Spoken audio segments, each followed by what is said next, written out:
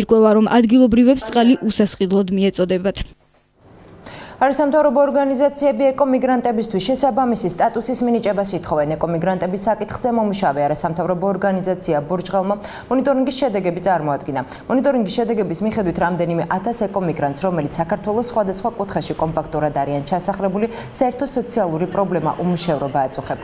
მოუწესრიგებელია მიწებისა და სახლების დარეგისტრირების პროცესი, რომელიც სახელმწიფო მამოჯახებს რამდენიმე წლის წინ გადასცა. კვლევის შედეგებით ეკომიგრანტები ვერ იღებენ სოციალურ დახმარებას, რადგანაც ისინი არ არიან ჩაწერილი მუნიციპალიტეტებში, სადაც ცხოვრობენ. მთავარი პრობლემა კი, რომელიც ეკომიგრანტებს აწუხებთ, სამართლებრივი სტატუსია. კანონმდებლობა საზოგადოების ასეთ ჯგუფს არ იცნობს. შესაბამისადაც, სტრატეგიული გეგმა შემუშავებული მათ დასახმარებლად. უპირველეს ნაბიჯი, რაც უნდა გადაიდგას და ევროკავშირის დირექტივები სწორედ ამაში მდგომარეობს, რომ განისაზღვროს ეკომიგრანტის დეფინიცია. საქართველოს კანონით ძვლებით გადადგმულ პირთა შესახებ უფრო შეიკვეცა და დაუკავშირდა ოკუპირებულ ტერიტორიებს. ანუ რა თუ გაფართოვდა ძვლებით გადადგმულ პირის ცნება, არამედ უფრო შევიწროვდა სამწუხაროდ. თუნდაც მიწების და სახლების დაუკანონებლობა, რომლებიც თავის დროზე გადასცა სახელმწიფომ, მაგალითად ბევრ სოფელში არის წალკის რაიონში, მარნეულის რაიონში.